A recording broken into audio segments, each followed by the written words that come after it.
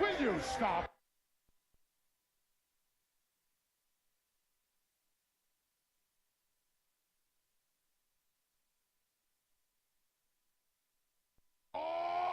It's a new show. Yes, it is. You've heard all the other wrestling programs.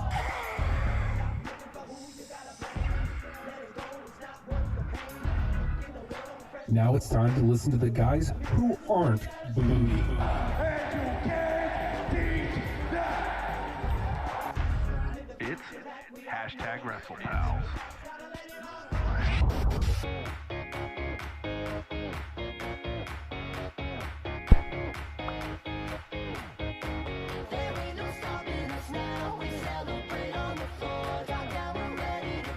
Not dancing.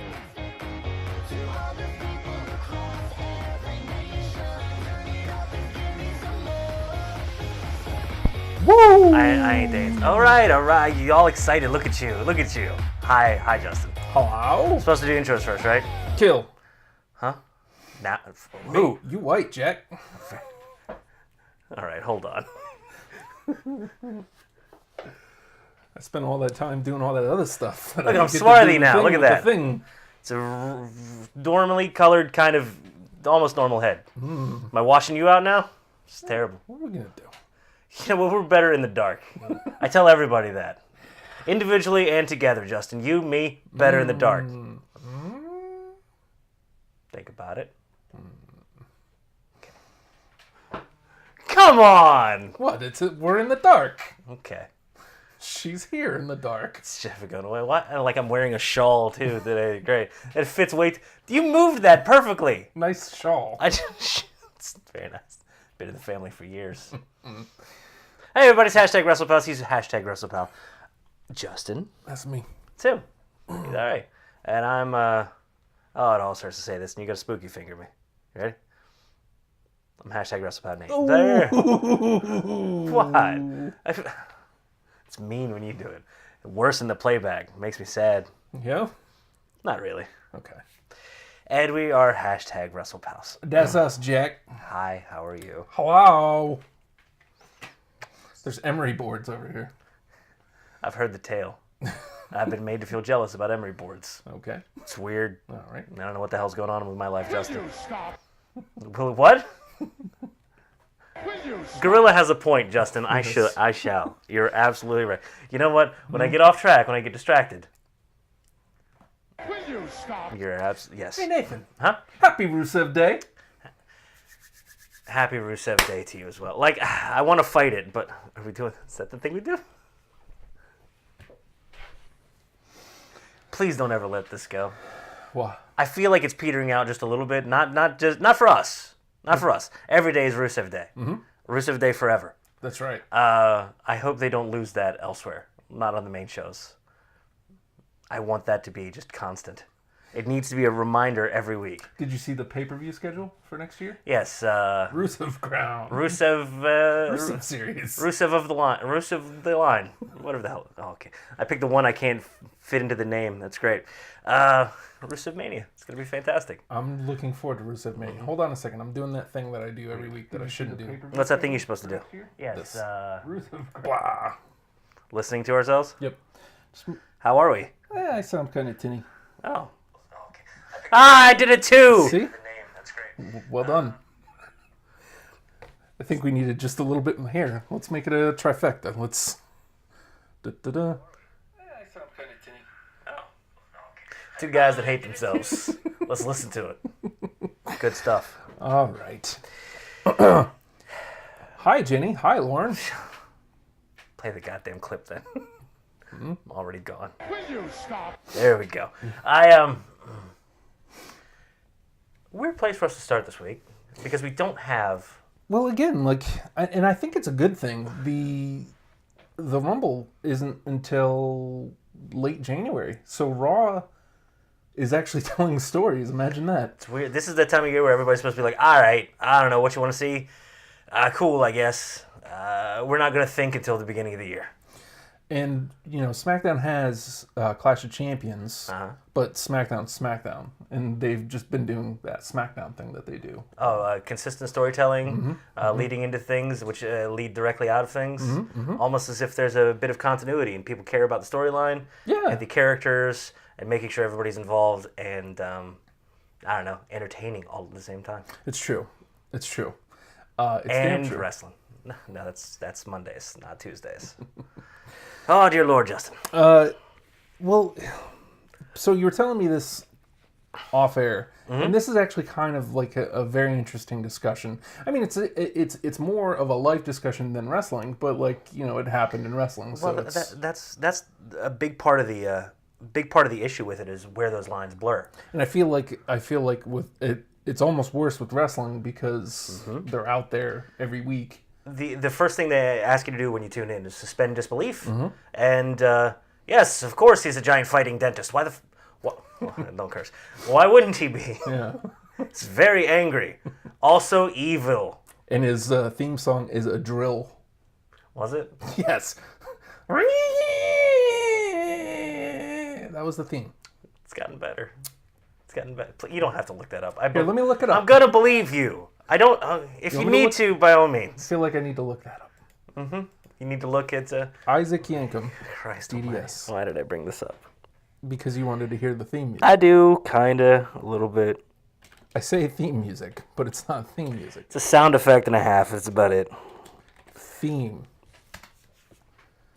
There we go. Why does it exist, Justin? The World Wrestling Federation for over 50 years. You're telling me it made one of the discs? No way. I don't believe that for a second. No way, man.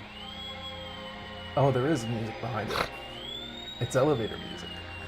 Of course it is. Of course it is. Of course it Dentist is. office.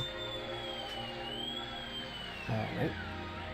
I think the gist is Yeah. Well, we also don't want to get popped for that. of all He's things. gonna get sued by a medical equipment company. Okay, YouTube, I understand. Yeah, any of the major record labels, absolutely. The various wrestling organizations, in and of themselves, of course. Nope. Yamaha brand dental tools from the early '90s. So, the Instagram and the Twitter machine Is the weird realm of the blurred line. You Right. go to a store. You go to a store. and it's getting worse. Yeah, we've it's talked about getting this worse. before. You go to a show, you pay the ticket, and you kind of get to do whatever you want within reason. right. I mean, there are protocols, and then there's, hey, you're kind of being an asshole and making it about you. Let's make it about what the show is instead of the audience. We've had that debate 1,000 times. Right. But there's like a new level of assholatry above that. Yes. And that's not a word. And it's he can roll with it. I appreciate it. Thank Yeah. you.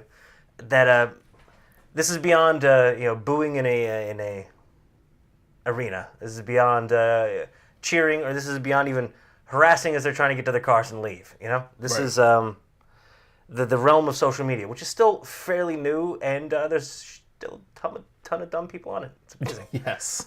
Not that it's new, but it's become a new form for wrestlers, performers, and just entertainers in general to have a new place to play, Right. ply their wares, get their name out, be a personality in a business that thrives on personality.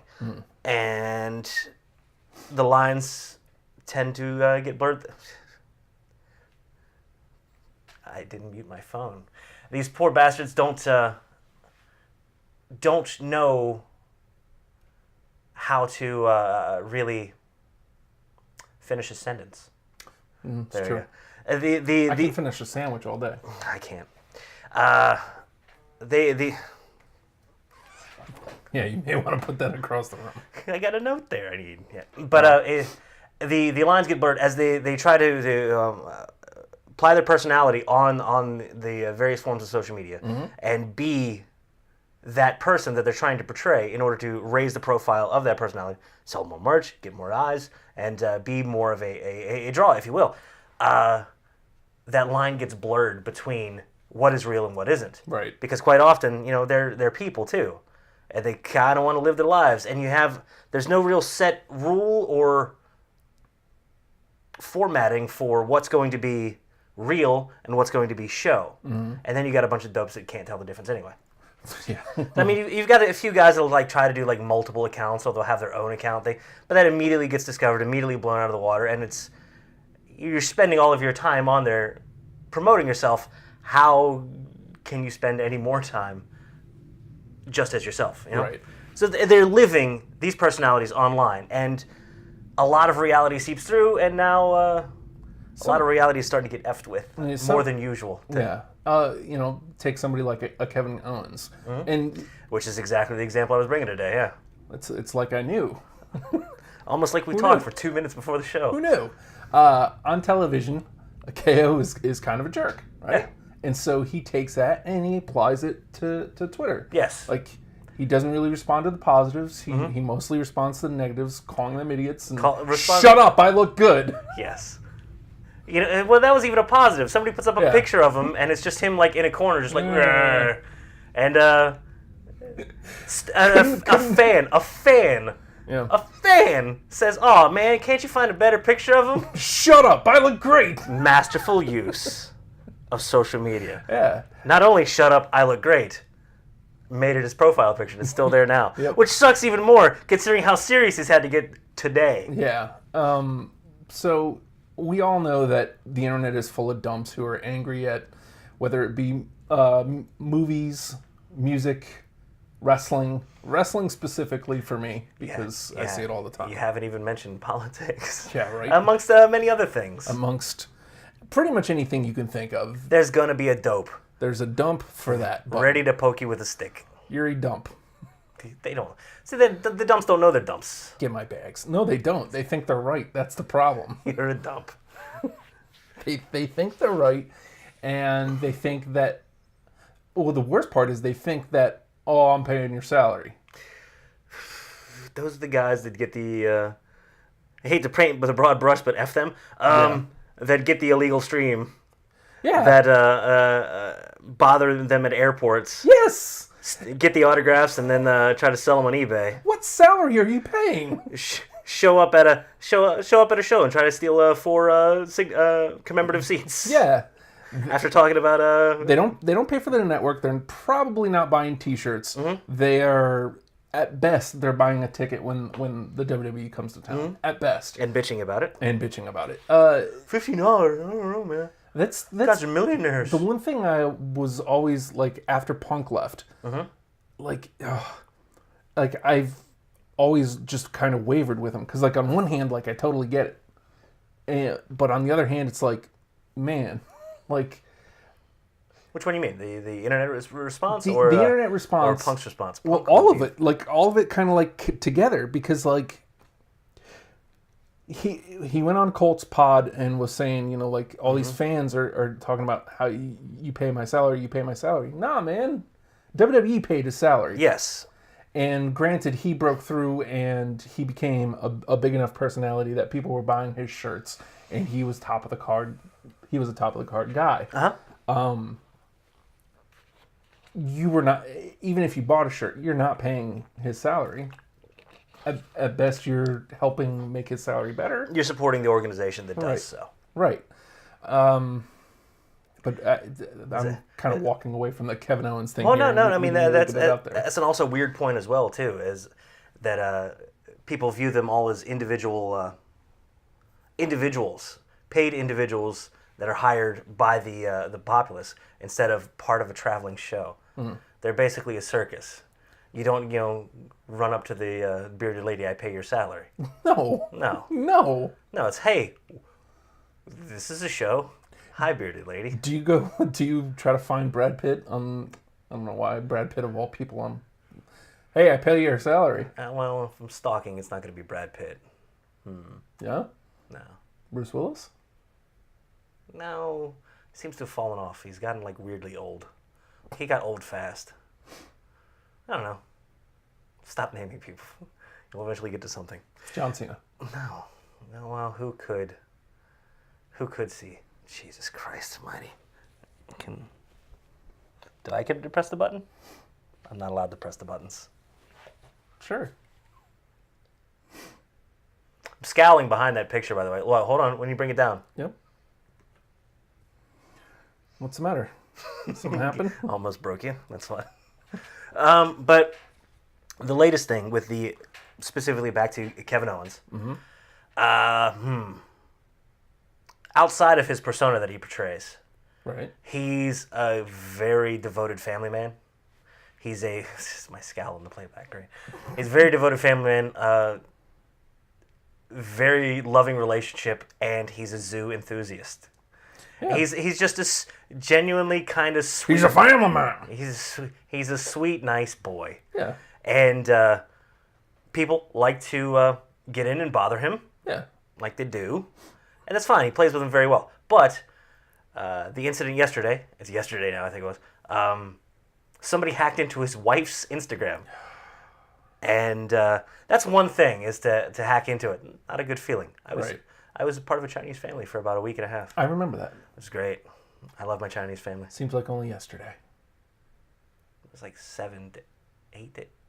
Anyway, her Instagram hacked, and it's not even like a hack, takeover, stealing for whatever. It was purely malicious and with reason. They went in specifically and said Kevin Owens is a liar and a cheater, and this marriage is a sham. It doesn't really exist. Don't believe him.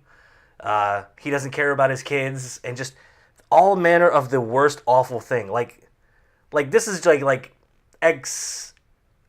evil X breaking into your stuff kind of stuff. Like, they wouldn't even do that kind of stuff. This was above and beyond just trying to be an awful human being. Mm-hmm. And as a guy that may be the best person to play on social media, he's had to come out and say, fuck that. What, man? What? I mean, if you want the actual statement, oh, good. Twitter's way longer now. Sweet. Social media is an absolute cesspool. The way some people try to ruin people's lives for no apparent reason is genuinely depressing. To hear the word depressing out of him? Yeah. Makes me, like, disgusting, upsetting, terrible. I absolutely understand. But the fact that he goes with depressing is just very disheartening. My Instagram is gone again. So that's happened before. He's been hacked and he's had to get it back. Instagram is gone again. And now people are going after my wife too. It's disgusting. Needless to say, I would never do this to my family. And just, yeah, and make sure to show his profile picture up there too. Let's see. Make sure Behringer's there, and blam. There it is. And there you have that awesome picture. Yes, showing just the absolute peaks and valleys of the participation in social media. He made that his profile picture as a stupid joke, and now he has to be serious on top of it. Yeah. I hope you don't have anything weird open, Matt, because I left all your tabs open. So. Oh well, let's look. Let's click. Let's see. Really muscular women. What's a fat rec cord? That's a 9.7 inch album gimmick. It literally says 9.7 inch. I don't. It's a record label. Fat rec cord. Okay. I wish I could have put it this small, but it doesn't look there. It's kind of hard to read. Good Lord. But yeah, it's just, this is the kind of thing this is a new level of this weird alternative reality game that is wrestling and show business. Mm-hmm. Well, that no other medium would ever tolerate, put up with, even delve into, because they know what happens. They know the it's just an absolute public relations minefield, and these guys wade right into it, and Matt has asked us to please close all his stuff. What about the 9.7 inch? Click on it first. I mean, I don't want to. What is that? I didn't lie. No, don't look at my tabs either. Twould be bad. Twould. But this kind of ties it back. So, was it earlier this year? They had the leak with Paige. Yes, dear Lord. And then even before that, of which we're just starting to recover. Right, and I mean, thank God she's been able to come back to television. Like, I guarantee that, yes, her injury, but I guarantee that was part of what was prolonging. I will almost guarantee that the psychological injuries were way worse than the mental injuries. Yeah. Even going further back, that's what happened to Rollins. That's how his dick pic got out there. Okay. I mean, it goes straight out. Good for him. Never gonna. did look weirdly Aryan. I don't. Okay, easy. Straight out. Just With a fist at the just end. want to peer over the top of it. Whoa, dude! Has an elbow. It's CrossFit. That's what that is. But yeah, man, and that's even a deeper invasion of privacy. So it's like it feels like that line is just being pushed back even further. Yeah. Because these were private pictures that were obtained and immediately released, and it just got out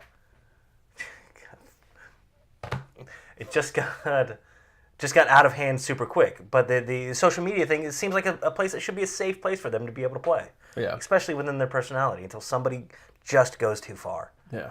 And it's never them. They're always consummate professionals, except for Disco Inferno. Yeah.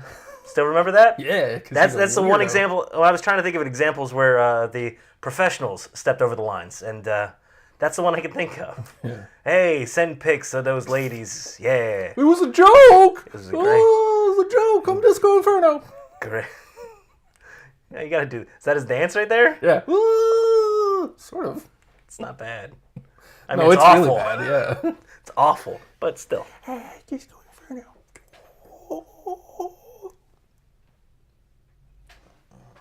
Which one is it? Is that one? Yeah. Okay. Not that one. Is that the one? Hold on. I'm gonna do the face. Yeah. What's the problem? She's here. How do we get back there? Like, how do we get back to Sister Abigail? Is what I want to know. Why is she staying here? This is my issue with it. He's a man again, Justin. Probably. Maybe. Who knows? We'll get into that. Yes, we absolutely will. Our question. We had questions from listeners that is getting buried from our friends who are. Friends, Yes. say these words. Let's see. Yes, anybody. Dun, dun, dun, dun, dun, dun, dun. Do you guys think Daniel Bryan will wrestle with Cody or with WWE? You know what's fun? Well, that Brian's contract isn't up for. Till September is Right. the rumor. You know, if it was just a little bit closer, and that Cody Rhodes announcement from last week about hey, we could do a 10,000 seat arena, no problem. We got this. Yeah. Yeah. That would be something. Now- It depends on how long he wants to take in that too. Again, they haven't announced anything. This isn't the first time they've gotten me with D-Bry's going to return, because when Miz and him were in each other's face, I thought for sure that's where it was leading. That was wonderful. But that was also on Talking Smack, which was, network exclusive. Now That was go into business for yourself. Go have some fun out there. they are, I'm getting the feeling they're doing it on television now. It's not as in your face, but to me it feels like that's the direction they're trying to head with Daniel Bryan's character and the brush up with Shane, where they seem to be back on the same page after last week. But I don't know, man. Like, he even said, if you want to try to get the best out of your wrestlers, I'm your guy. Right. If you don't want that, I'm out of here, essentially. And they're really towing a very fine line and telling a weird story with the whole Sami Zayn, Kevin Owens thing. Yeah.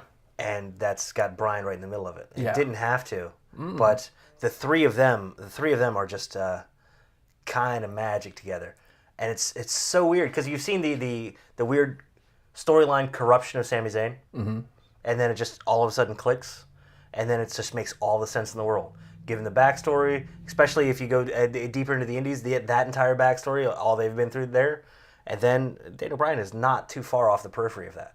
And to think that he could maybe champion them or maybe join them is a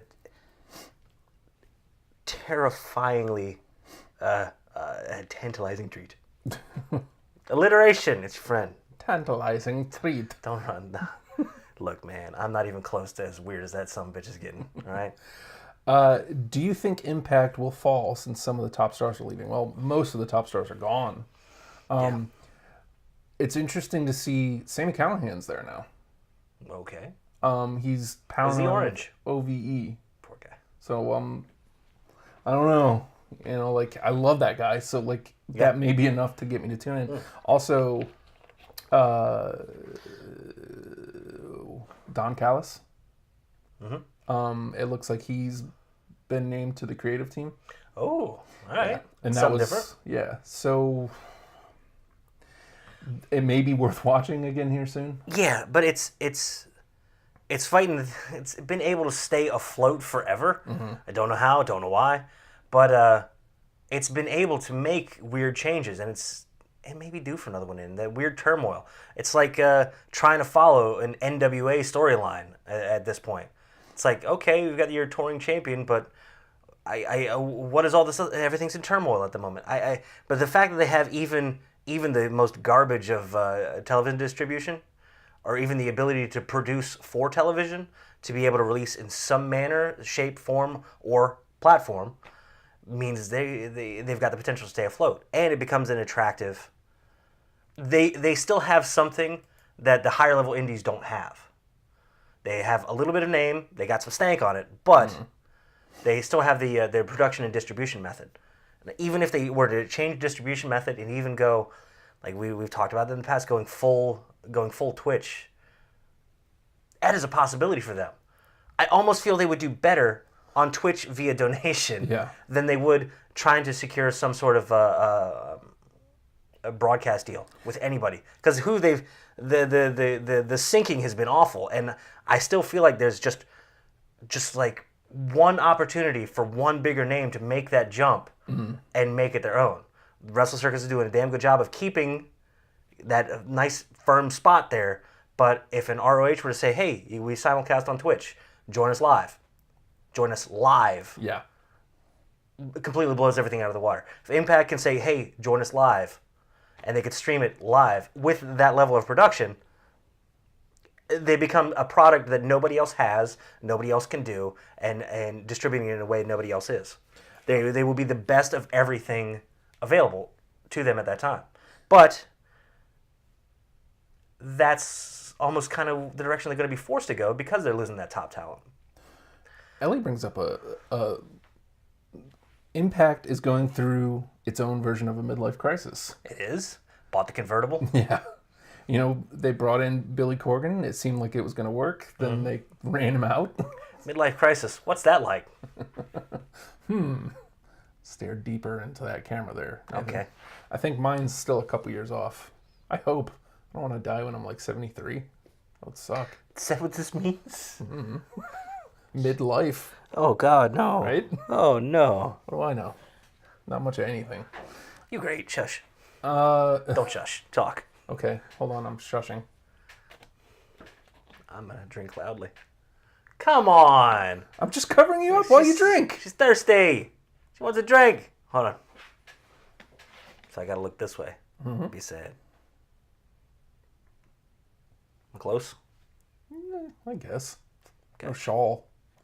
I'll get a shawl. We'll bring a shawl in next week. Where do you get a shawl at? You should probably get a shawl. Should probably get a shawl. It's good to be 23. Yeah. Shut up! Sorry, didn't mean that. Came out. Okay.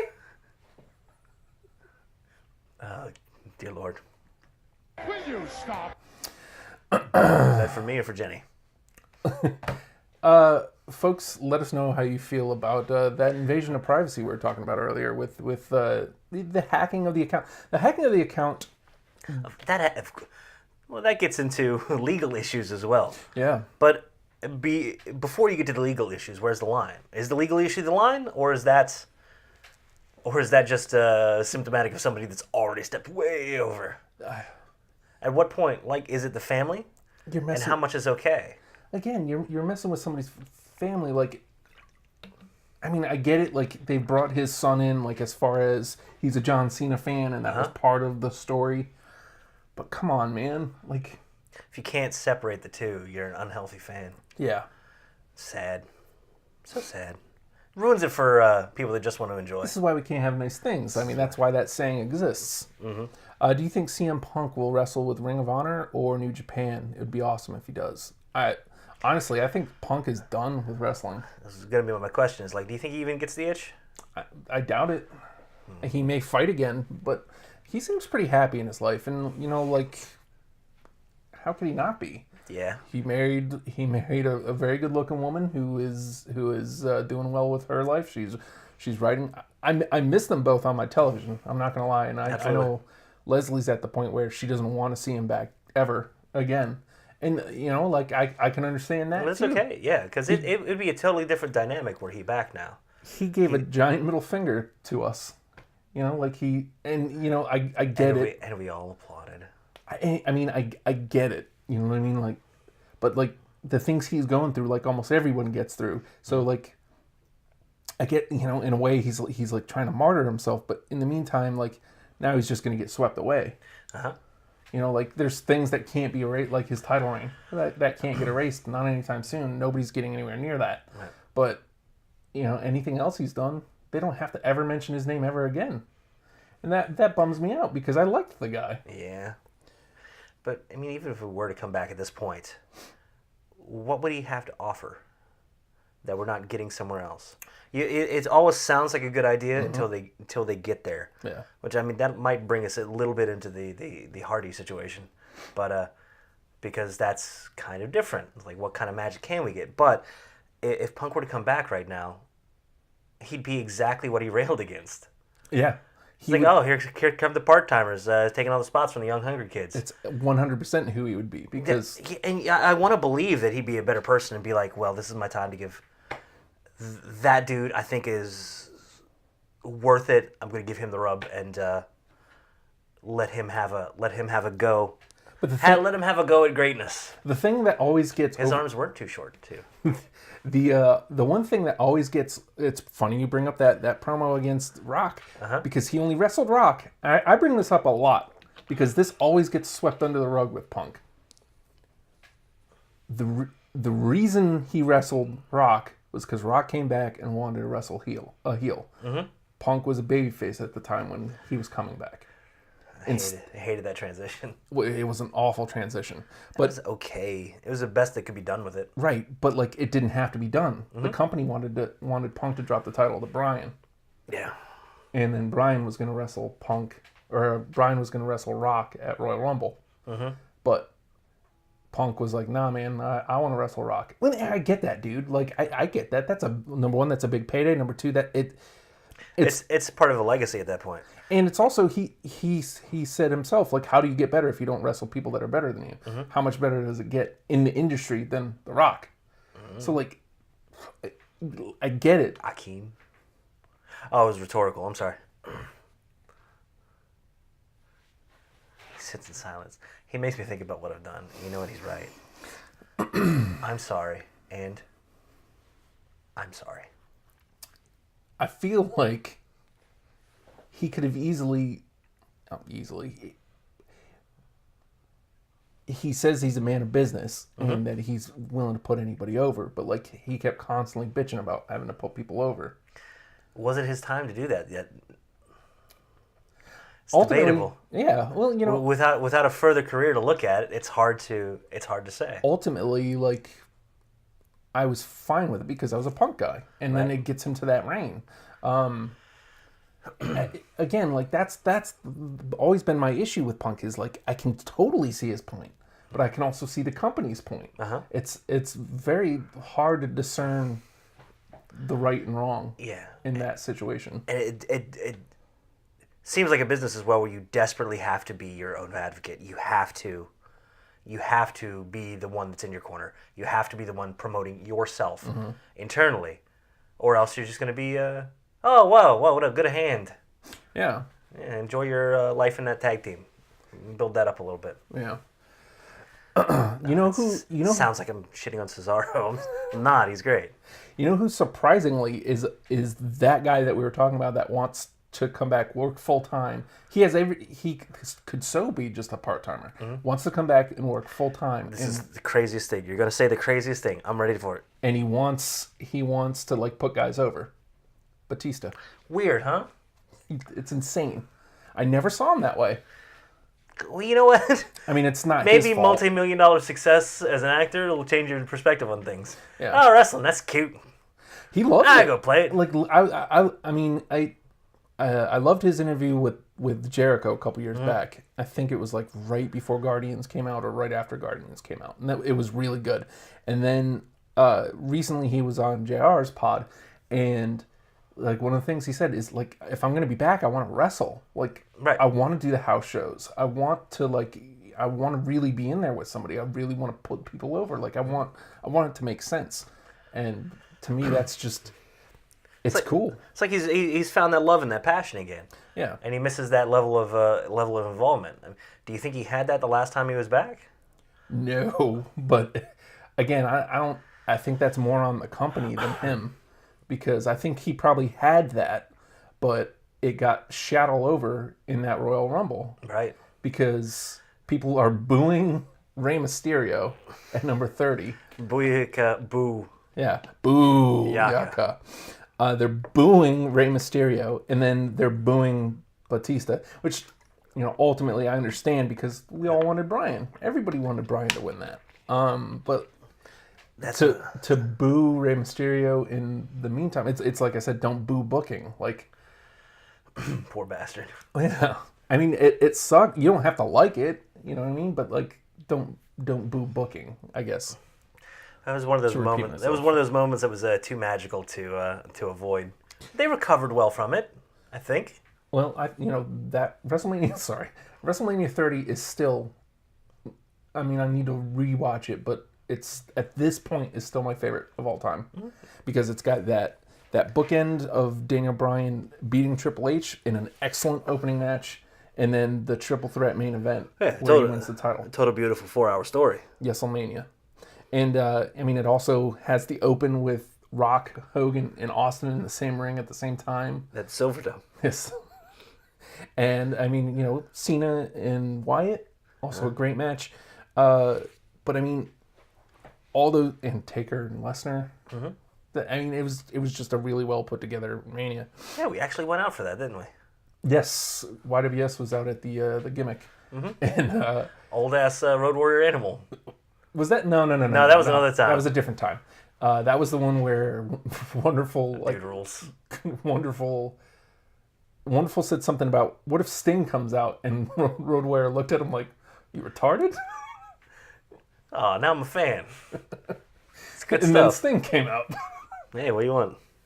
And Wonderful called him a bitch. But at Mania was the one where Lesnar won, and Chris, or hashtag Wrestlepals Zach, is like running all up and down, and Dave Buster's like in front of All everybody. he needed was he just needs a platform to be in it. Yeah, and he almost got Griff arrested that night too. Was that the same night? It had to be the same night.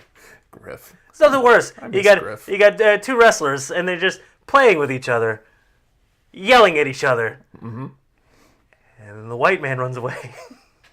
And oh God, it was the worst thing. I felt so bad. Poor Griff. Hi, James. You got spooky fingers, him? Let's see. No, you aren't, are you? No. To me, Daniel Bryan is a copy of Chris Benoit. They both have similar moves and similar Mania wins. It was a feel-good moment. You can't really deny that. Yeah. Ellie, they used Batista wrong. The comment got buried, but they used Batista wrong. Not as bad as when they brought Karma in and only used her for the Royal Rumble. Well, that was the whole thing with Karma. That was like a whole thing. Very excited for that. Yeah. And I loved the Royal Rumble gimmick, like her showing up, and but ultimately, yeah, I mean, it was what it was. She was pregnant and had to leave. What are you gonna do, right? You guys think Edge will come back and manage? No. Edge is. I don't think Edge has the desire at all to come back to wrestling. He does sound very content. Yeah. Not in a disappointed kind of bitter old man way, but in like a, yeah, I did that. That was cool. I mean, Austin's the same. I'm on Vikings now. Austin's the same way. Like, so weird. Austin's older. So weird to hear them like happy and content. It's a wonderful insight into who they are post wrestling, and it's great to hear some of those guys that are just like, that was cool, and they just move on, and it's exciting to see, because it's the positives that you never get, because we always would get the negative stories about, oh, they went straight into drugs and alcohol, and they've got no money, and they're back wrestling again. And oh my God, they're 60. Jesus, why? Why are they doing this? And a death match. Jesus, why do you need this? He needs this. This is terrible. So it's nice to. But the positive stories were always like, hey, whatever happened to so and so? Yeah. Well, now they've all got podcasts. Yes, they do. Everybody in a mutta has a pod. Let's see. James, do you think it's smart for Daniel Bryan to get back in the ring? I mean, if he can get cleared. It sounds like everything is right for him, and it's not up to him. I feel like if WWE clears him, it's one thing. Because if WWE clears him, that means he's made significant progress. And then clearly they wouldn't do it if they didn't think it was at least okay for him to get back in. Right. Because he's been the, I always mentioned the we're not kidding around here example guy. Mm-hmm. Like when they come in and they fire somebody. You're fired, okay? Yeah, we're not kidding around here. Example guy. Yeah. He's been the we're not kidding around here example guy for the CT. Yes. And that's the we can never go back on it. Zero tolerance for just that guy, just to prove that we mean business. And as a result, everyone's been like, "Come on, man!" Literally, everybody has been like, "Come on." Yeah, and I mean, but do they do damage to themselves if they go back on it? Does that open them up? Does that because they've done their best to gain a level of credibility as far as care, especially with the outreach to former stars, with the whole hey, you need some help, you need to get in rehab. Come on, we ain't gonna publicize it. We're just gonna pay for it. We're gonna get you in there. We're gonna get you healthy. We're gonna get you good, and we want to bring you back into the fold. It's been amazing to see who has been absolutely ostracized come back into the fold, and do they damage that credibility if they were to go back on this? Well, the only reason I wouldn't think so is because Brian's putting in the work to get better, and if he's putting in the work to get better, like when you listen to that ENC pod with D-Bry where he said basically it was what he got from the doctor wasn't as bad as he thought it was. Yeah. And so when he relayed what he got from the doctor to WWE, they're like, yeah, no, you're done. So if number one, so it wasn't as bad as they thought. Right. They just kind of hardlined it. So if that's the line that I'm worried about. Right. But I mean, if he's going out there putting in the work, and we can get WWE to realize if he can get WWE to realize that it wasn't as if it wasn't as bad as we thought it was back then. Can you do it? Yeah. But yeah, that hard line is still the part that I worry about. Yeah. Because that's been the no, we're serious. But in the meantime, if you stick to that, then he's just going to leave the company and go make lots of money elsewhere. Is it worth it for that level of what they deem credibility? Exactly. We'll never know until after the fact. Yeah. And then he comes back in the ring and he gets hurt, and then everybody's like, well, shit. Yeah. And that's the thing. That's why... I think he would be a lot more careful now, by the way, too. I do, too. But if he comes back, I want him to come back to a WWE ring. Not just because, I want that availability. I want to be able to see him. But, I think that's the place he can be the safest. Pick and choose storylines. And there's a ton of... That's where the most level of character work is. Yeah. And he's...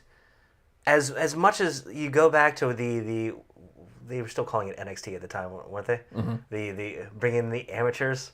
Yes. And as much as they harped on him as far as his personality and getting across with that, as far as portraying to the larger audience, filling the arena with presence and commanding it to an in-home audience, there was definitely a bit of a learning curve there at first, and then he mastered it, and he was the most easy to cheer for person, and then he's got stuck in a place now where he's fully character, and it's great. So yeah, he would thrive as just a character alone. He's thriving as a character alone. He's done more character work in the past 2 weeks than we've seen from most guys in an entire career. Yeah. Just being able to portray subtleties, not just I'm mad or you're my friend. No, it's I'm conflicted, I'm concerned, I need a course of action. I don't know what to do. I'm going over your head. I've been betrayed. All in the space of 2 weeks. And that's just one simple storyline. A couple brief segments where he's able to portray as that. Do we lose that if he goes back into the ring? Or does that make the in-ring even better? Yeah. It's amazing. We'll get an answer eventually, but I have a feeling it's going to be the just peter it out. And which is sad. Which is very sad. For being one of the most talented dudes ever. We may not ever get any more of it. Speaking of not getting any more of it, before we get to the one I really want to talk about. Okay. James says, you know who had an awesome career but it ended too quick? Tyson Kidd. Like almost in that same vein. Oh my God, he was just clicking personality-wise. That the tag team with him and Cesaro was like, well, I mean, he went back to NXT and he found a character to latch onto. Right. And he was excelling. Like it was insane, and it was, you know, at first it was singles work, like the matches with Neville, and just watching him progress his way back, and then that tag team with Cesaro was just, it was magic, and it looked like they were headed for bigger things. Muscle Buster from Joe, and then suddenly it's done. Say it. Yeah, man. But it was amazing watching that weird little meteoric rise, where he seemed to drop whatever personality or character he was given and just be his dumb self. And man, that was a dumb dude. And it was great. Now, here, I'm going to bring up the picture from the Open, because speaking of guys that felt like they should have been so much more. Oh, hey. There's a guy. What an asshole. Oh, hey. His shirt is an asshole, too. Yeah. Ken Kennedy. Ken Anderson. Mr. Kennedy! I'll wait. Take your time. No rush. Kennedy. There it is. All right. Yeah, I would have waited all day. I was almost asleep, Justin. We were talking about he was on Austin's pod last week, and if you can't tell, I'm in the car a lot, so I'm actually listening to wrestling pods. Look at you. Look at you. Great. Here's a guy that should have been. He should have been world champion. He had everything going for him and support. The company was behind him. Right. I think. I mean, there's no proof of this, but I think that Hornswoggle, the son of McMahon, I still think that was supposed to be him. Then he wins Money in the Bank, and then they take it from him. Yeah. And then, it seemed like it was just a rapid downhill since then. Beat it.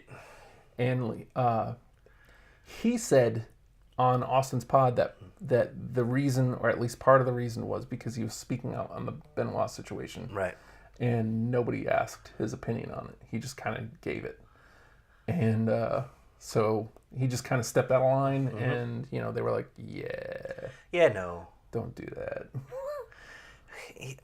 I think he was a man that existed before the time was right for him. Mm-hmm. Like, I think in the same person, same personality, same way he carries himself, same way he presents himself, in today's age would be amazing. Yeah. Absolutely amazing. That weird tweener line of, hey, yes, I'm an asshole, and you love it. I'm super confident. Look how good I am. Yeah. Also, dick. And charisma to spare. He's one guy that, here's, the first time you're seeing him, presence fills the entire arena and straight through to home. He got everything about presentation absolutely right out of the gate. Didn't he, in his entrance, didn't the lights dim, and then he had a spotlight, and I remember, it special. Yeah, and then he had the mic that would drop down for him, and then it was all just simple spectacle. Yeah, but unique and different, and something nobody else was doing, and he did it very, very well. But he had issues with Triple H apparently too. I mean, a lot of guys at that time did. I'm sure he didn't want to talk about that one. Yeah, but you think Nobody is ever the villain in their own story. Yeah. So if you're telling your story, I'm a protagonist as all hell, man. I'm a good guy. So I'm sure it's a little bit of the same thing. You think about his class, like Kennedy, Carlito, Punk, Spirit Squad. All of them are pretty much in that same area. Exactly. And they were like 3 years before social media became a part of the presentation and part of the product, and they would have thrived in that because they maximize their television time. A stipulation for the weekly wrestling rankings. That's true. They maximized it, but they always felt limited. Like, we got so much time, I'm gonna fill the hell out of it. If they had an unbridled platform where they could be as much them as they wanted to be, as much them as anybody could handle, it could have been amazing. Here I am, ready to be consumed in any quantity or quality that you have. That it's all available there, and he had personality enough to be able to do that. All of those guys did. Yeah, But they didn't have that outlet. You figure in that time frame, he was MVP was in that class too. I really liked MVP, but he won the Money in the Bank, which we talked about, and he lost it to Edge, which I don't understand. He won the United States Championship for sure. I don't know if he won the Intercontinental Championship. I don't think so, but I know for a fact he did win the United States Championship. And again, all signs pointed to this guy was heading towards the main event. Yeah, he didn't have permanent mid-card stink on him. He was bound for greatness because he wasn't saddled with any baggage. He wasn't a cheerleader. He wasn't exactly. Those guys were stuck, and that's a damn good place to be, but to transcend and to be you on a bigger stage, that cat had it all. It's funny because like ultimately, Straight Edge Superstar was the baggage for Punk because he was trying to be a good guy, which is insane because technically shouldn't a Straight Edge Superstar be a good guy? Shouldn't he be like some sort of beacon? But like it didn't really take off. Jason Jordan's the next generation of great. Until he flipped on Jeff Hardy, and he was just another dude, another good guy. Right. And even when he cashed in on Edge and became the world champion of Raw, like he was still like secondary. It's we're talking about Punk again, but it's the same mantra, the same class, and they all had that same deal. Some flew as high as they could, some languished, and today they're looked at as pariahs, man, which is weird considering how good they were. And because we call him Anderson or we call him Kennedy. Well, I mean, it's Anderson now, right? Yeah, that's the name he lives with at the moment. So that's what it is. Because he went to TNA and he had a fun place there, but he always felt kind of buried in everything he was in. So like he never got to be him. He was always part of something. Well, Aces and Eights, like he became part of that, and he eventually won the TNA World Championship. He may have won it twice. But did you care at that point? Well, I didn't really care about TNA as a whole at that time. That seems to be the issue. Yeah. The thing is, it's weird because like lots of guys go to TNA and float, and like EC3, perfect example. Christian, they go there, they reinvent themselves, and they become bigger than that company. Right. Some guys just go there and be that same character. I think that might be part of the reason I hate Johnny Impact. Is like he's just doing that same thing only with a different name. But something like you would have thought for sure that going from Ken Kennedy to Ken Anderson, going to TNA, you would think like again he's got all the tools. Like how is he not automatically becoming their guy? Weird, right? Well, they had so many guys that they gave that opportunity to. And it was like, oh, hey, we know who you are, kind of. Yeah. But I think the biggest thing that what's he doing in the Impact role? The biggest thing that happened to him at that point was you had Hogan and Bischoff, and you had Main Event Mafia, and it's like buried under some top-heavy garbage. Let's have 8 million like factions that are huge and just not have any room for like the individual players. Stand in the back with a suit jacket. Yeah, and that's what he ended up doing. I think he ended up being one of the first people kicked out or something. And that's how he ended up with the championship. But still, like it's again like this guy with everything. Like he's got everything you could ask for in a guy, but he still couldn't. Like Hardy got it when he went over there. Both Jeff and Matt eventually. Matt had to work harder for it. Right. But this guy is handed over to you on a platter. Like, he was ready to main event just about in WWE. See, you've turned me on it. This started as what a weird victim of circumstance, to, what a tragic character. Oh. I don't understand. Like, I mean, you go to the indies and even the mid-level stuff, and you'll see a ton of guys. You're like, oh my god, that cat has everything. Yeah. There's nothing holding him back, and you never know what it is, but never gets any momentum. Now I know you even got the guys that'll like work constantly, and it's just like, oh yeah, that's that guy. Well, okay, cool, and that's it. And meanwhile, they're the most charismatic people at the show. They're the absolute ideal of what you would want. They've succeeded to the point that they're beyond where they're at, and then they never get that move up. Is it coincidence? Is it weird drive? Is it not getting the character in, getting the work in, but then not getting the business part of it? Is it souring relationships? Is it not kissing the right ass? Is it not standing up for yourself the one time you should? It's madness to think that how many variables go into it, between this one dude being a meteoric success and this dude just languishing until he's finally shown the door. I mean, some of it may be personal demons too, because like I know he, again, speaking from what he had on Austin's pod, he had an issue with pills. But from the way he lays it out is people couldn't tell. So I don't know if that's he was worse off. Had it under control, did you? But like he said, I had a problem with pills. So like maybe that has, again, like is that part of the problem? Is that people were actually seeing through it and going, yeah, we can't trust this guy with it because he's got these issues that need to get taken care of, so we can't trust him with it. But he was also like pegged as somebody unsafe in the ring. Exactly. And I don't know exactly where I was going to go to. I don't know if there's any truth to that, because the only thing that we have to point to, and at the time Orton was kind of a crybaby because like he was a prized possession, like it was Cena, Orton, right? You know what I mean?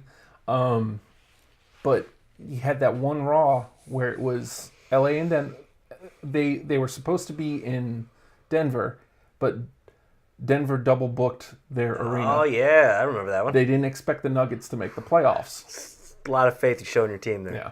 So like they had to move the show. We have a team? What? They're good. They're good. They had to move the show to Los Angeles like last minute. Not a bad move. So like on the show, Vince being Vince, it was the main event was a 5-on-5. 5 guys, all the bad guys were the Nuggets, and all the good guys were the Lakers. And on opposing teams, Ken Kennedy and Randy Orton. Right. And in that match, I want to say like Orton's shoulder blade got hurt. Clavicle? Or, clavicle, probably. Yeah. It's just a toss over the top, right? Right. And I'm almost certain it's one of the times stupid. But I feel like, again, like you had the steep decline after the Money in the Bank, and then you had this, and it was like, whoosh, and I don't feel it. I wonder. You think he could have held on after that? Maybe just a little bit. Let me see what. I mean, again, like I feel like because it's weird. I mean, if you it's weird that you bring that up. It's like that is because that's one of the things that always gets bandied about with that is he's a little bit dangerous. Not like awful dangerous or anything, but like, hey man, you've had a couple missteps. So I don't know if we can trust you. Meanwhile, we just mention Tyson Kidd and Samoa Joe. Mm-hmm. I don't think anybody thinks that about Samoa Joe. No. They think he's fantastic, and some of his stuff is stuff you gotta trust someone a lot to roll through, you know. Yeah. And I don't think he gets that same rap. But was that so far off? I mean, which would they consider worse? It's like, hey man, this is supposed to be, you know, your signature, and this is what hurt a dude. Versus, hey, I tumble over the top rope, went a little awry. But then again, it becomes which asset did you protect the assets of the company effectively? So yeah, it's like, I mean, yeah, you got to be safe with anybody, but like, if you have Orton in your hands, you got to be. I don't want that. Oh no! You have to be super safe. Is all I was saying, Nathan. You just had to take it to some other place. Couldn't just be. During the 6th annual WWE draft on June 23rd, 2008 on Raw, Kennedy was drafted from Raw back to the SmackDown brand. Mm-hmm. On August 4th, he dislocated his shoulder in a match against Shelton Benjamin in a house show. So he was sidelined from competition. Oh yeah, then he did... oh man, if they hate you and you go away for a minute, yeah, it just gets ugly. Behind Enemy Lines, he did that movie. Oh my god. And also made an appearance on SmackDown 28th. Also presented the Match of the Year award. April 15th, 2009, Mr. Kennedy returned to the Raw brand as Raw's first pick of the 2009 supplemental draft. Mm-hmm. May 7th, returned to in-ring action at FCW. Matches returning May 11th, aired a video package to promote Kennedy's return. He made his official Raw return 25th, competing in a 10-10. It's not a good return. 10-man tag match, which he won. Kennedy was released from May 29th. So, like, that match was the 11th. He was released the 29th. Well, no. He returned to television. Return on May 25th, competing in the 10-man. So his match was the 25th. Oh, so yeah. they gave him a package on the 11th. Mm-hmm. They finally, 2 weeks later, he returns to in television. a 10-man. And then 4 days after that. GTF wrestling. Ken Anderson explained his release was due to a fellow wrestler, Randy Orton, complaining to WWE management that Anderson was reckless in the ring, setting a botched backdrop that caused Orton to... Now, this is Wikipedia, so, like, you got to take that with a Both grain of them salt. are sitting at home right now editing as we speak. Nuh-uh, he was a dick, yo. I don't know how you spell Aces and eights. Now, Ring of Honor 2017. Masters of the Craft, Anderson made his Ring of Honor debut when he unsuccessfully challenged for Marty Scurll's World Television Championship. It's coming to make it a spot. Yeah. So, I know he started a school in Minnesota. oh, teaching what?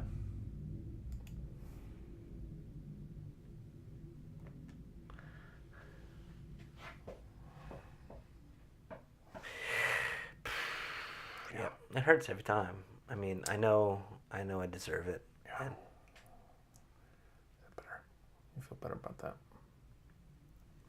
No, I feel good. No, okay.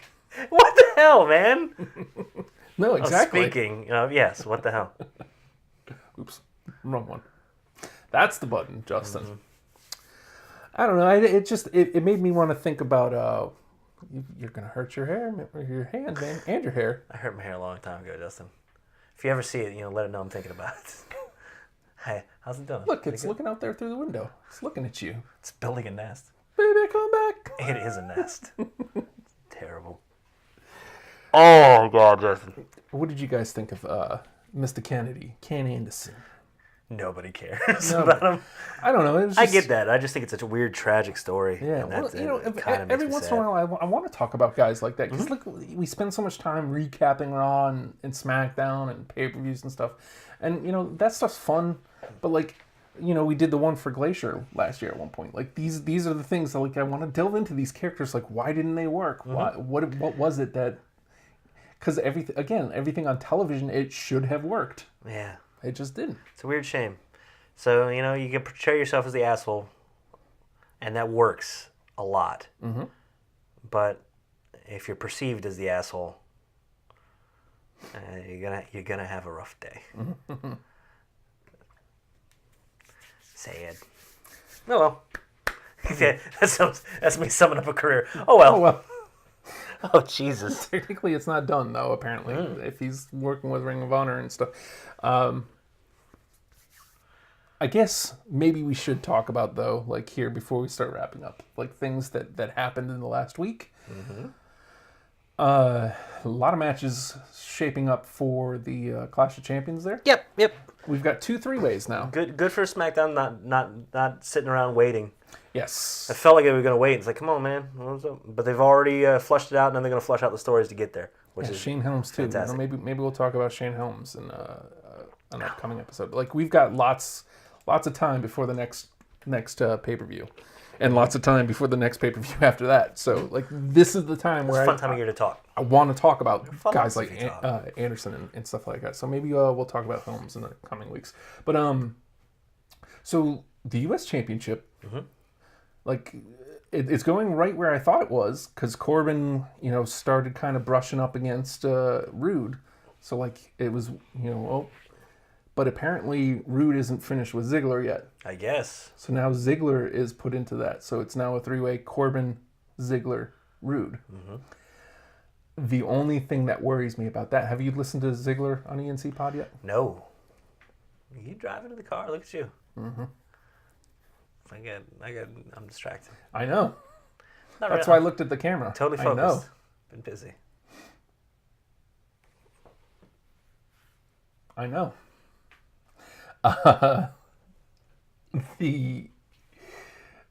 So Ziggler's talking about his position in the company. Yes. This is the thing that worries me about that. I like Corbin with the United States Championship. I like his Because attitude. this is an asshole, and you love that. Yes. Hey, look what I have. Look at this. That's great. Like, how amazing Push. is that? Now, do I think Rude would make a great U.S. champion? Absolutely. He's that weird '80s prototypical one. It Yeah. makes me very happy. It would look very well taken care of on him. And I mean, is this necessarily a bad time for it? No. But I just don't want to see. I don't want to see Corbin's time come to an end yet. Right. 'Cause Not for that purpose. Well, and where does he go? Right. To me, the way this looks is they insert Ziggler in there for Rude to be able to get the pin and win the championship without Corbin having to lose. That pulls in some interesting dynamics as a result. Because then you get to have Corbin as the righteously upset person. I mean, not facey in any way, but still. Nah, he's right, though. Yeah. He's an asshole, but he's right. Right. And then Rude gets to play that weird, not even tweener line. He's an asshole in disguise. Yes. It's fantastic. Asshole in disguise. All right, let's not go change his music. It's fantastic. I'm sorry. It's glorious. Okay. Yeah, I'm giving you I room. feel like there's like, I'm giving you if I room. do this, I can do this. But if I try to do it right, I'm going to like smack Nathan in the I face. can move. I'm fine. I'm not going to hit you in the face. You don't have to lean like That's right. You're gonna punch me right in the armpit. No, it hurts more. Hides the bruise. Please don't believe me. He hits me. Allegedly. It's all parody. I mean that PAR. See? Is that where you want to go? We'll get there. Okay, we'll get there. Just a little tease. But yeah, it's a fantastic little build for SmackDown. I mean, I guess it's also a way for Did Rude Ziggler's taking the pin. I guess there's pretty much no way he doesn't. Rude cut a nice promo? I am fight you. That's the way that it's going to go, just like last. Remember last time? Different again, but also the same. You, fella?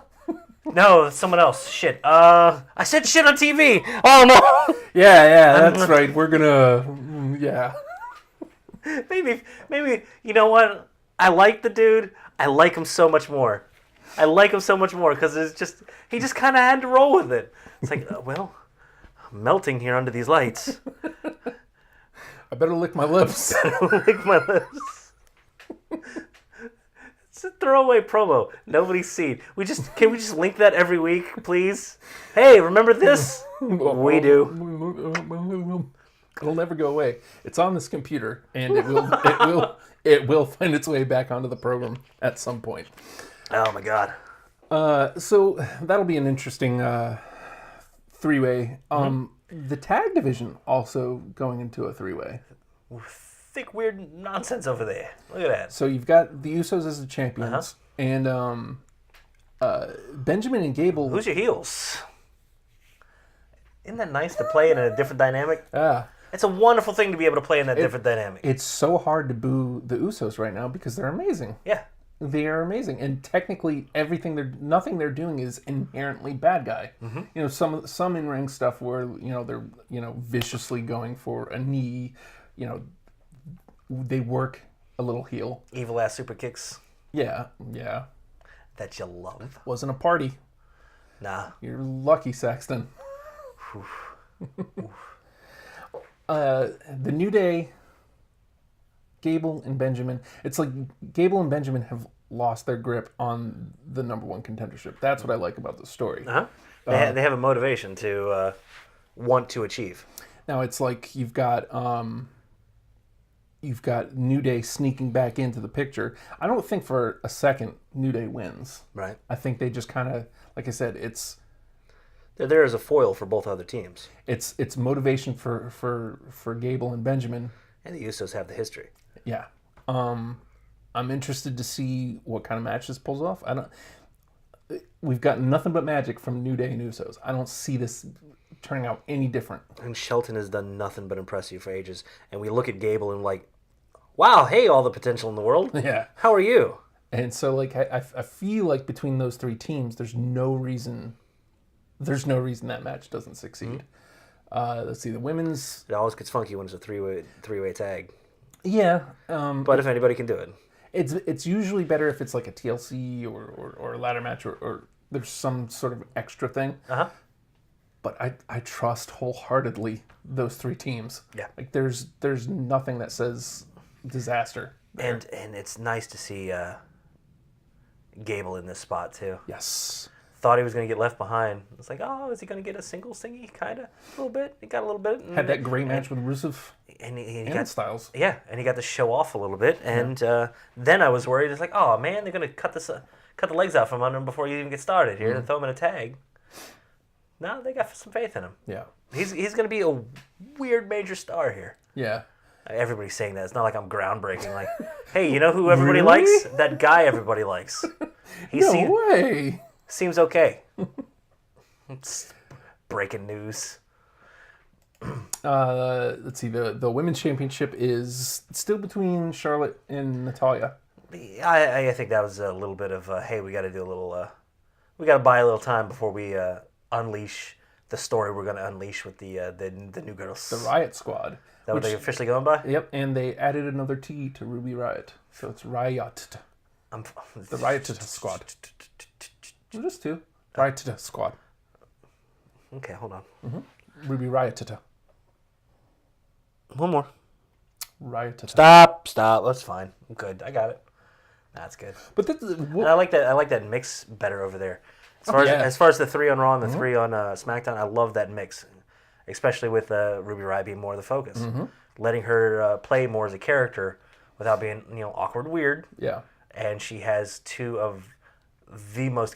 I feel like they gave her the two most capable with Liv and Sarah Logan, and Paige is like, hey, we trust you as a vet.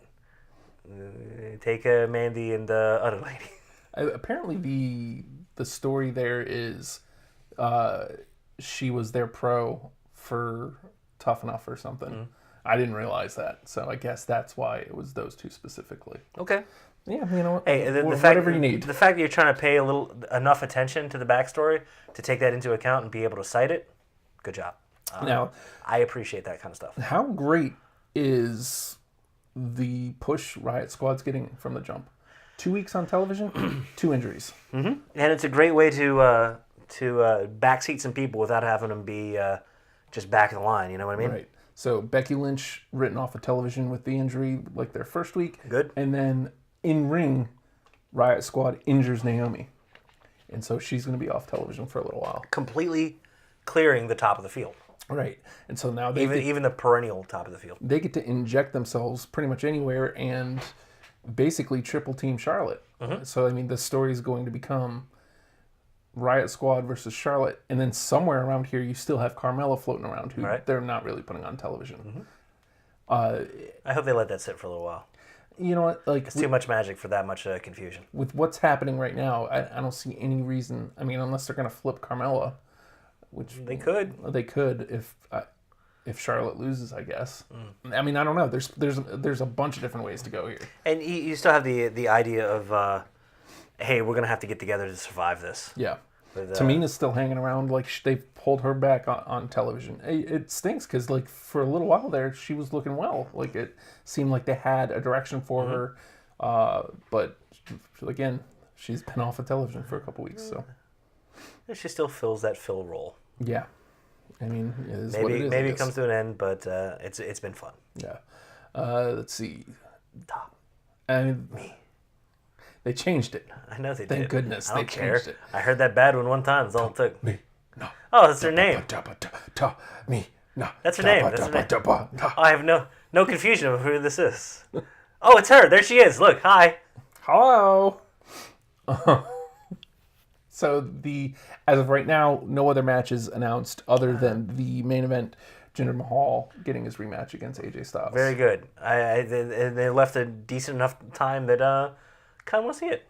Yeah. I'd like to see Jinder turn a little bit, not be an a-hole. Even if he loses, like a handshake, We not gonna happen. I don't know, man, because it looks like he's going. It may even be like the other direction, like even worse. Did you see he beat the hell out of the Singh brothers? No. Yeah, they lost to AJ. 2-1, right? 2-on-1 handicap Yeah, it was thing. a 2-on-1 handicap. AJ won, I think. Hammy cap, Cappy Ham. Actually, I don't even know if it got started. I think they just jumped him, but AJ ended up getting the upper hand, and Jinder beat the hell out of them. Yeah, good for him. Class. Yeah. Yeah, protected finish. Very We nice. talked about that. I think it was last week. Protected finish of all the finishes.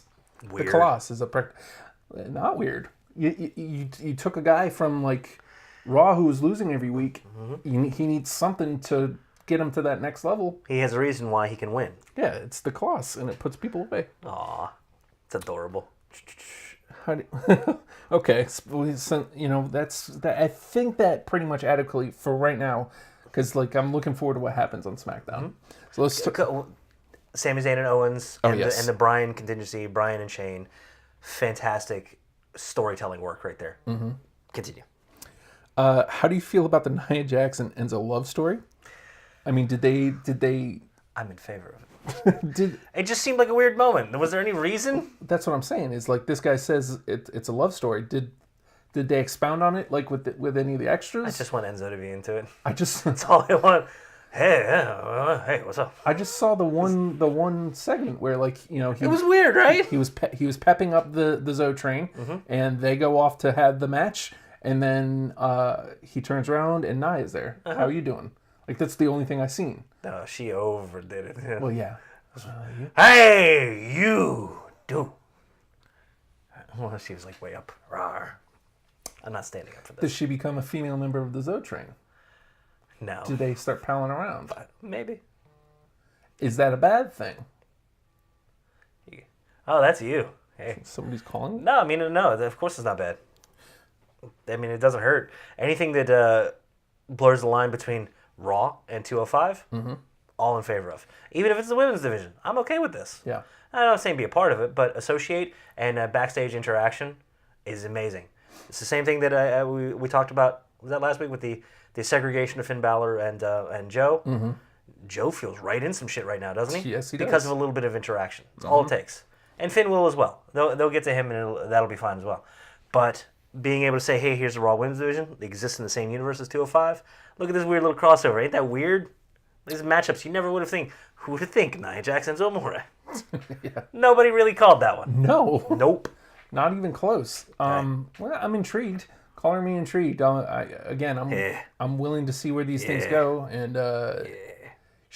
they haven't involved her in the Absolution storyline, and she's not near the title picture right now. So Hey, what you got? let's give her something, and in the meantime, you don't have to destroy any of the other credible talent because the people that are doing the destroying right now are Absolution. So Gaining remarkable amounts of credibility, while also keeping them away from Asuka, which leaves the potential for that to be what comes to a head eventually, but not now.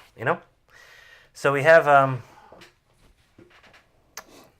What else happened on Raw? Do we get to it? First of all, no, You have something else? not yet. Fantastic, Jason Jordan. Yes, I like the direction. As much as everyone's like, "Oh, he can't act. Why are they making the wrestler dude act? Because he's no." Do you want to boo him? What an asshole! I love this. I love this dude. Yeah. The fact that they call him a kid. Yes.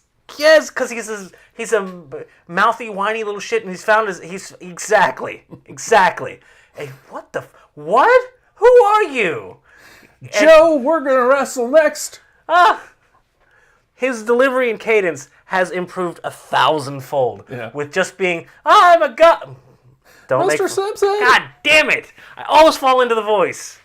But he's got that weird whine thing, and it's everything that everybody was crazy about Christian for ages ago. There's one more match. He's literally doing one more match, and he's good too. Yeah. He's really good, and he's an asshole. I think the only thing that's missing from Jason Jordan right now is a top-notch finish.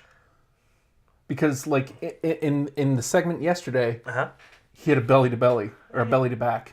Yeah, that seems like part of your arsenal, fella. Not Yeah, like that's not very impactful. Like if he had, obviously, I'm going to state the obvious, like a rock bottom or a Stone Cold Stunner, something that impactful. or an angle slam. Or an ankle slam. Why doesn't he adopt that? I don't know. I mean, it would be nice to put that back on because I feel like it's around, but like it's used in the middle of matches right now. Take it back, make it a finish, protect And it feels really. It feels. Shut up. I wasn't looking.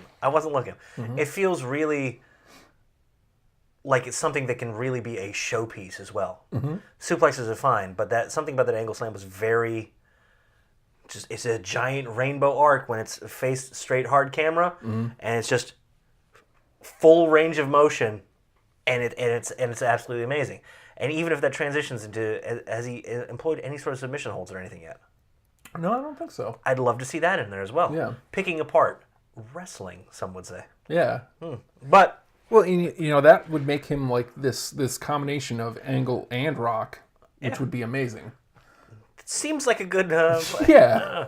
But I have amazing faith in where he's come in the last few weeks. Yeah. Everybody shit on him directly, and now they took that and said, "Oh yeah, okay, well now I'll shit on him." And there was a boo. It's like, oh no, you've been tricked. You're booing the dude you're supposed to boo. Yep. And made people enjoy Reigns, who's Yes. at the most amazing place he's been in quite some time. This is like the perfect place because you think about it, he's technically not even in a different place. Right. Like he's still the guy. Right. Like because Lesnar's not there. The show is still about Reigns. Right. Only they put the Intercontinental Championship on him.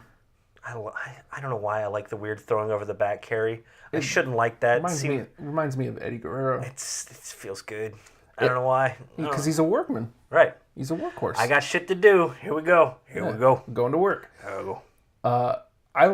This is like the absolute perfection for Roman. Like I've already gone to it a couple times here, but like, do you think a couple months ago we get that from Roman? That is performing beyond the arena. Mm-hmm. That carries into the home so very well, and he also was able to play the arena better as well too.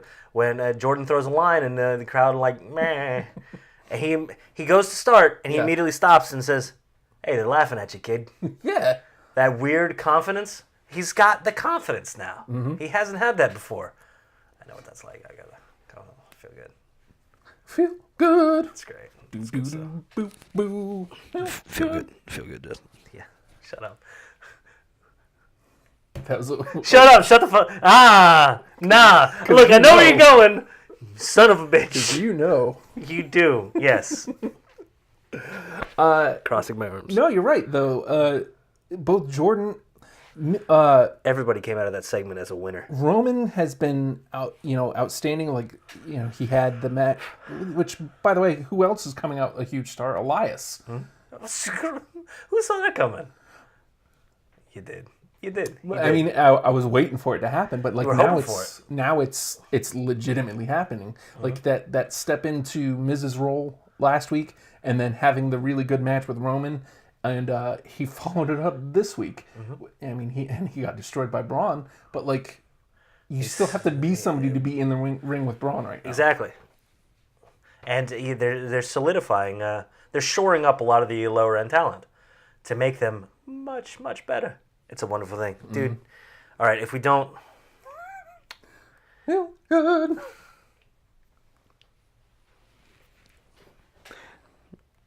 Just do the Matt Hardy thing. It's you.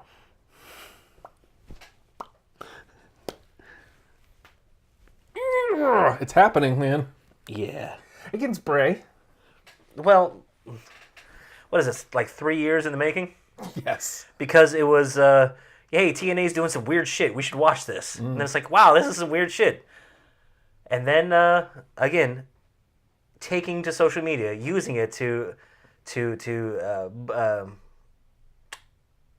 boost your profile by going right for your exact, well, not exact, your analog elsewhere. Who you're going to be compared to the most, going right to it and going right at them via social media. Now, what ended up happening with that was a weird little tease of yes, these two in these disparate corporations could meet someday, and they played with each other. But it was only going to be. I mean, they weren't in the same place. How could they ever possibly meet up and have some sort of match, have any sort of match, right? Right. Well, it happened.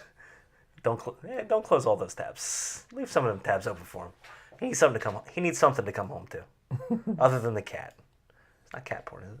Is it cat porn? It's not cat porn. Okay, how would you know? Yes. But yeah, the little playing between Bray and at the time broken Matt Hardy was fun for speculation, and we were all like, "Hey, how could this happen?" Well, looks like in the past week, Anthem has given up their claims and been like, "Hey, dude, we don't have any money. I don't care. Just, I mean, if you want to give us $1, that's cool." But and honestly, it's just smart to just get out of the way. It's almost to that same point where I feel like, Cody could ask for the Rhodes name, but he doesn't want to ask. Right. I feel like if WWE just was here, of course you can. It's your legacy. Enjoy. I mean, again, like if he asked, they'd give it. Right. But he doesn't want to ask. Right. I feel like it would be a smart move on theirs to. Why don't you use the Rhodes name? I mean, it's only going to come back as better for them. It builds a legacy of which they were a big hand in building. Yeah. But last week Bray and Matt have a match. Right. And at the end of it, Matt corners himself in the corner, and is he having some sort of a breakdown? Just delete. Yeah, hit me with one of those one day. No, you don't have to, though. I mean, you don't have to. Wow, you thought about it. Jesus. I'd have sold it for you. Like a ref, I'd be on the ground the rest of the show until someone comes and helps me. The ref's out! Yeah, he's out! He's dead. But the play has begun. And now we don't know if they're necessarily going broken, but they're still using the woken as well. Yeah. Somewhere between the two lies whatever the hell this character is going to be, and it's. Well, I like this play better because even if for whatever reason Anthem does try to do something, they can say, nah, dude, it's different. This is a different look. It's slightly tweaked, and it's the same enough to be people can recognize it's broken Matt Hardy.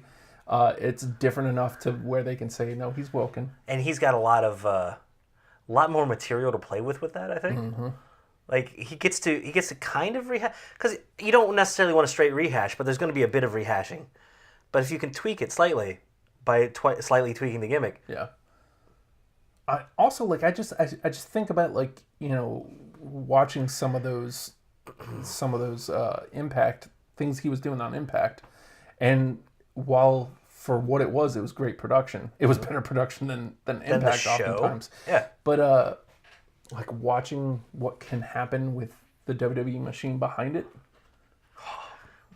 There's so much possibility here. It makes you wonder, because there's always a weird dynamic between the two of, hey, look at all... God damn, that gets louder. It's the weird dynamic between, hey, look how much funding we have.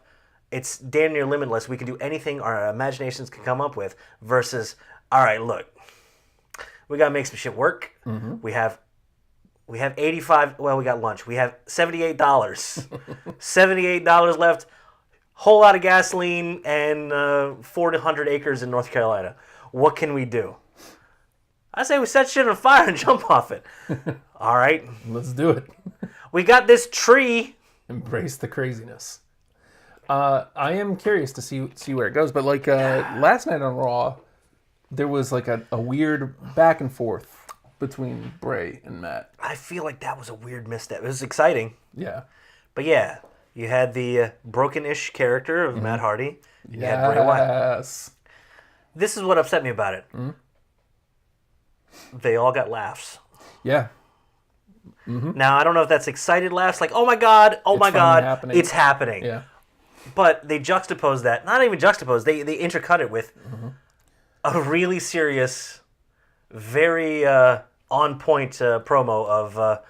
one of the greatest promo we got going on right now. It's weird. This is. He's got you again, doesn't he? Yes, he does. He never lost me. He can't lose you. Dude, I was ready to go to bat for Sister Abigail. I was willing to go. Put the shawl on. Let's see what you got. Don't put the shawl on. You don't have... God damn it. I say these words and he listens to me. Why?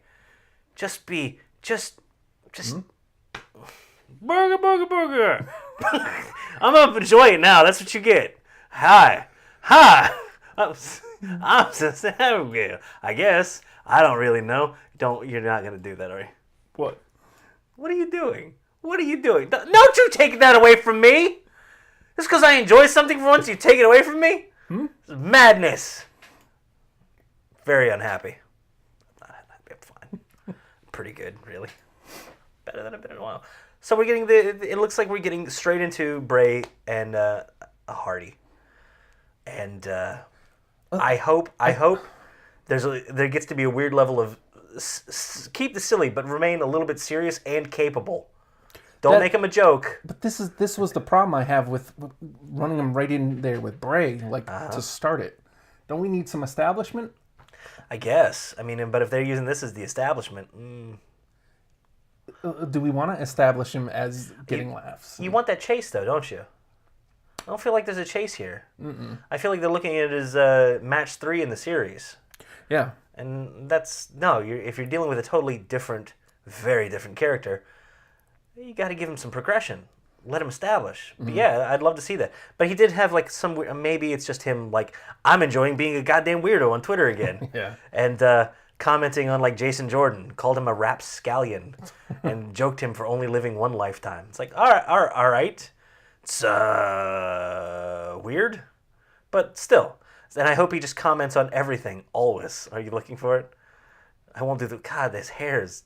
Damn. Get some length on that, dude. I know, we're not...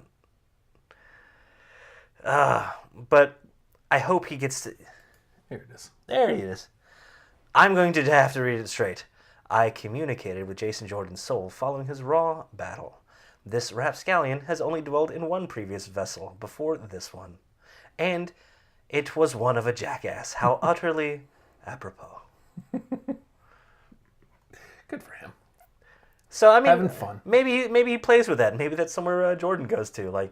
Okay, can't you go into... Hey, who are you? You're a big deal. Yeah. I have weird faith that we're going to see these weird plays that we haven't seen before. Well, Ellie had said, this is a place that could project Matt into the world title picture. Mm-hmm. I don't know with it being on Brock, if that's possible. But as much as I said earlier that man, sometimes it sucks getting saddled with something character-wise that holds you in the middle. We've had Bray up there at the top, and yeah, you could absolutely see Matt up there at the top, but it can't be a joke, dude. Yeah, it can't be, especially with Brock being the champion. It has to be. I'd love to see a bit of a darker edge to it, but Isn't that pretty much how it started? I'd love for it to be just he's enjoying it at the same time. But we'll have to see how it plays out. But I feel like putting it up there with Bray, it's like it's gonna have to be something special. Speaking of, He's gonna have to get into the mythology more, and I'm sure he has it. He has it ready to go. you had a retort from Bray. Oh no! Nice to finally meet you. I welcome the Great War. You know, that's a good dude. Yeah. Oh my goodness! You don't have to take. Why you take it from me now? We're almost a match set. I mean, if I brought my shawl. Where's your shawl? I don't know, dude. This is a good way to move away from It's not a shawl. Broken. Jody says, I was really impressed by the 205 Fatal 4-Way last night. Again, like simple booking. Last week you have a Fatal 4-Way, which was really solid, that Rich Swann wins. Yep. This week you have a Fatal 4-Way, which Drew Gulak wins. Okay. So now we have Rich Swann versus Drew Gulak next week. Winner faces Enzo Amore. We get a fantastic match in the meantime with meaning behind it. And it's going to be Gulak. It's got to be, It's right? got to be. How great is he? Everything they're doing with him on 205 and on Raw, and now with him winning here, like he's one of those guys that Every dumb thing he does is awesome. you don't want to boo him. There's nothing about him that You're you a want to bad boo. guy. Even though, yeah. So bad. Stop chanting. So bad. Yeah. Stop chanting. No. So great. I mean, the PowerPoint presentations could easily be turned into a good guy thing. Like they don't necessarily have to be a bad guy thing. I'm going to run down exactly why you stink. Yeah. Yeah, absolutely. My PowerPoint presentation. God, these rules. It's pretty great. And again, like, you love that little extra step. Nigel McGuinness, like, always putting it over. Yes, he's so excited about the PowerPoint presentation. It takes so little. Yeah. And they can do so much by just buying into it and believing it, Booker. And I know, right? They're giving him a lot of crap lately. Have you noticed? Booker actually gave a little, as much as he's been hating on Jason Jordan, he gave a little bit of a, hey, you stepped up, kid. All right. But yeah, it's amazing how much commentary you can do for the home audience. Yeah. And that's about the projection from the arena to home. There's a big giant filter of the commentators that can make or break you. And, I guess... Receive all of your action. I guess to your point just now about Book with Jason Jordan. Uh-huh. You can't have Book and Corey both going, like, you have Corey trying to do wonderful work, and you have Book going, this kid Jason Jordan, boo. He's just booing from the just covers his mic. Boo. Come on, boo. but like Cole, I feel like Cole and Book should be singing his praises, and Corey should be like, this little jerk, and like now that they're starting to turn him, now it should be Book starting to got some respect for this kid. That's how you get up. That's how you get up to the top of the thing. Sometimes you got to sneak attack a dude to get some attention. But then I don't know. It's just weird. The dynamic's a little and sordid. Book isn't even bad. Like I can remember when Book was on SmackDown and I hated him. Like every week I'm like, oh God, please shut up. But like he's fine. It's just he doesn't seem to be nearly as about himself anymore. Yeah. He's out of his own headspace, and he's getting to the role of what the commentator is. It isn't about him being a personality. It's about him being, or it's not about him being a performer. It's about him being a personality that enhances the performers. So as it gets there, it'll get there. Mm-hmm. Oh wow, we're I guess coming up on it, aren't we? Yeah. We talked about a lot of stuff. Philosophy Week. Did we cover? Was there anything we missed? I don't know. Some more Kane and Braun and Elias was there too, and some stuff happened, and I don't know. one other thing, more entertainment news than anything. Stephen Amell, right? Right.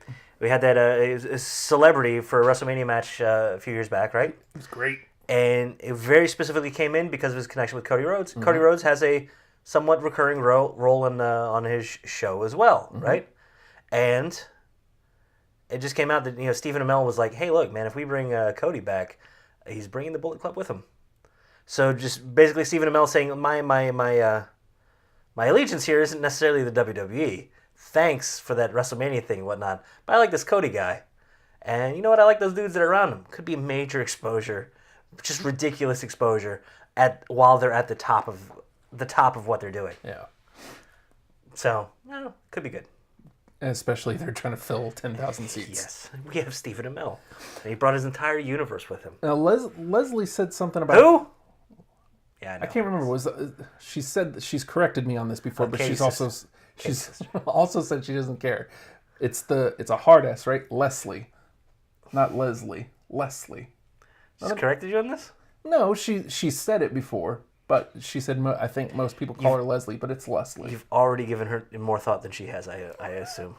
You're trying not to offend, and you're just making it weird, dude. Yeah, I know. It's my default as well. It's what I do. But... We were talking about the 10,000 seat arena, and she said it'll be somewhere nowhere near us. It'll be a big city. Right. Absolutely right. My guess is somewhere in California.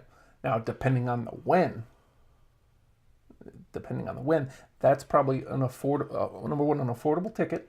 Yep. Because it isn't about money. They weren't talking about money. They say They we just could want fill the seats, right? $5. It's not WrestleMania is hard because tickets are expensive and it's hard to get them. And then on top of that, you have travel, and lodging and all that. If the ticket isn't too bad, then it's just lodging and travel. Right. Okay. Saying, depending on the where, All right. I'm open to going. I would have loved to have gone to either WrestleCade or Starcade last weekend. Yeah. But we blew that.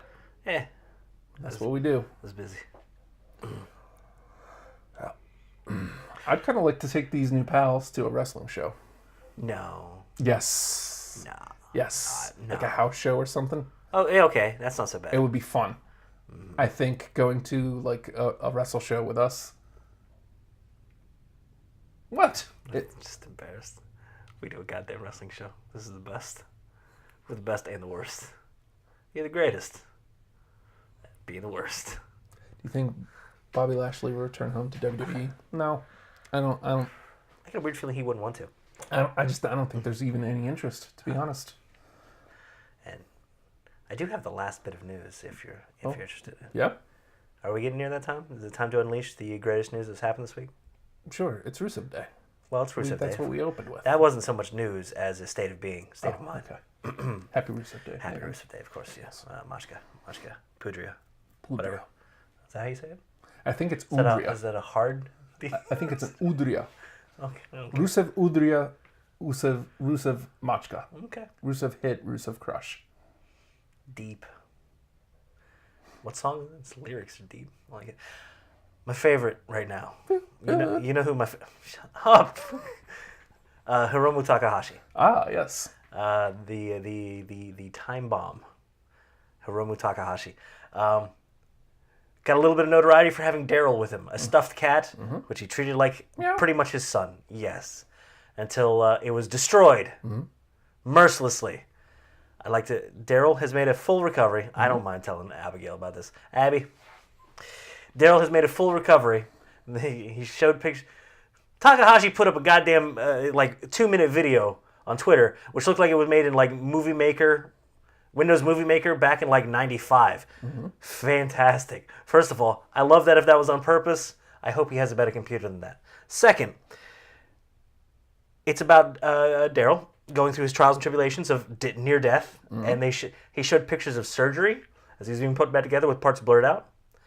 And apparently, Daryl, full recovery, stuffed cat, mind you, has taken a wife. Oh, good for him. Daryl is not only married, I don't know what the gestation period is for a stuffed cat. Pretty goddamn quick, apparently. Because, ladies and gentlemen, we are welcoming into this world Daryl Takahashi Jr. Oh. stuffed cat and this porcelain cat now have a little goddamn furry porcelain cat. If you've ever met Charles Caddington, who hasn't? It's exactly that. And it was the most heartfelt video I've seen this week. It was wonderful. Breaking news.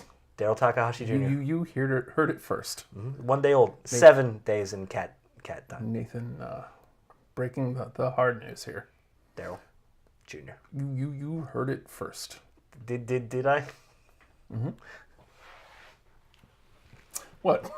Just embarrassed of myself. Why? So many reasons. Justin, do you really want to get into them? No. Cell phone. Hello, fake phone call. You enjoy yourself a lot, don't you? You should. It's pretty great. Are you playing the music? Yeah. Is the music's playing? Oh, God. Hey, everybody, we're hashtag Wrestlepals. He's hashtag Wrestlepal Justin. Should you need to get a hold of him, and you should, and you should need, and you need to should, at the Hulkster on Twitter, or legit, if you put hashtag Wrestlepals on anything. I wrote it on a rock one time, he found it. And he's like, hey, we got this. I threw it through your window. Did you get it? Yeah, thanks. At the Hulkster on Twitter. Bother the hell out of him. He'll respond. It'll be weird, but, ask him about UHF. He likes that. Basketball. Wrestling. So confident I'm a simple man. So confident in your nerdiness. So jealous. I'm WrestlePal Nate. Hashtag WrestlePal Nate. Excuse me. If you need to get in touch with me, at the Nate Project on Twitter.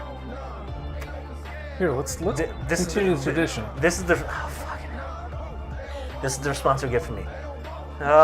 Somebody tweeted me. I'll just yell it at nobody. Not really him. Just anybody in general. At the Nate Project on Twitter. Say hi. It'll make me feel weird. Make me very uncomfortable. Hope he's not giving out my phone number again. That'd be great. See, I'm tweeting him. Hello, the Nate Project. Oh, God, that's gonna be weird.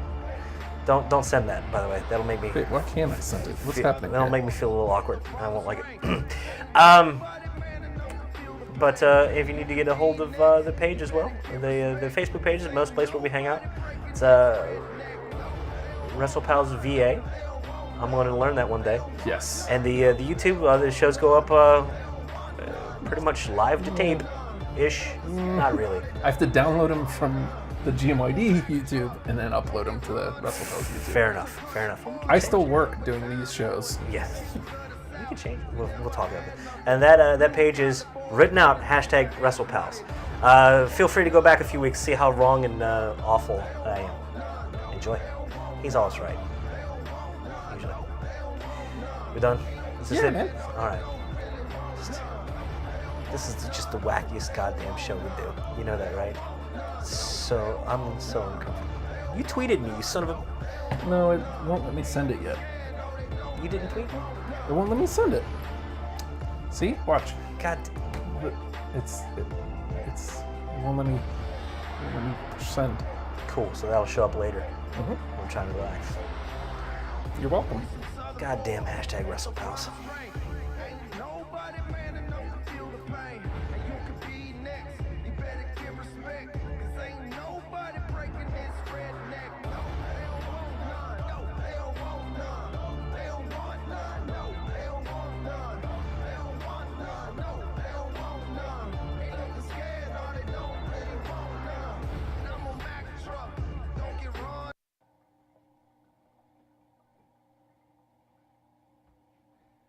I lost my keys and my little doggy's bone.